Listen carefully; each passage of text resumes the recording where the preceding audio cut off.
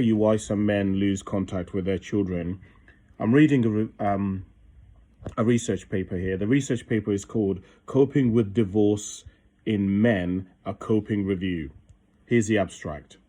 Researchers believe that separation and divorce are the most important stressful events that can happen in life. Therefore, divorce is a complex and painful process that leads to changes in different areas of life and requires coping strategies.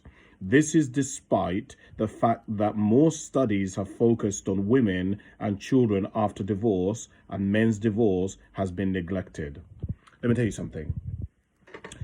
Divorce is an extremely painful experience, and I've been interviewing all of these solicitors to try and figure out, like, basically why it is that many of these men have contact with their children when they're with their missus. Then after they divorce or separate, they don't keep contact with their children. And many of these solicitors have said to me, Kasim, you have to understand, most people get divorced once in their life. Most people don't get, some people get divorced twice, but that's very, very, very rare for that.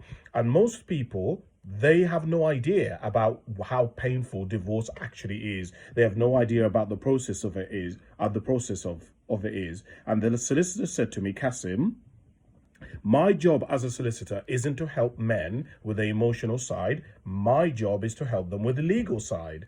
And many times solicitors have told me, I have signposted the man to go and get therapy or to go and talk to a therapist, and the men don't do it. Or I give them the resources or the numbers, and I don't know what they do after that. But what happens is that a lot of men, basically, instead of outsourcing the emotional, there's basically two sides to divorce, which I didn't know before this research. There is a legal side, which is where you sign your divorce papers, the decree, the financial order, all of this stuff. And then the second part is to deal with the transition and the grief and the loss that occurs when you go through that.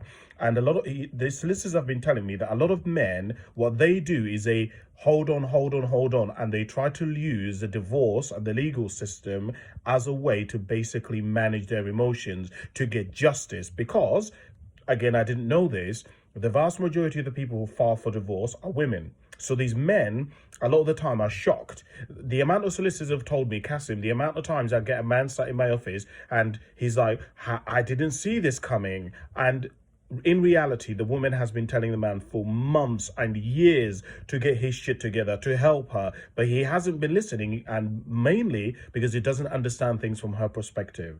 So I wanted to say that men just don't outsource the emotional side of divorce, which is a problem.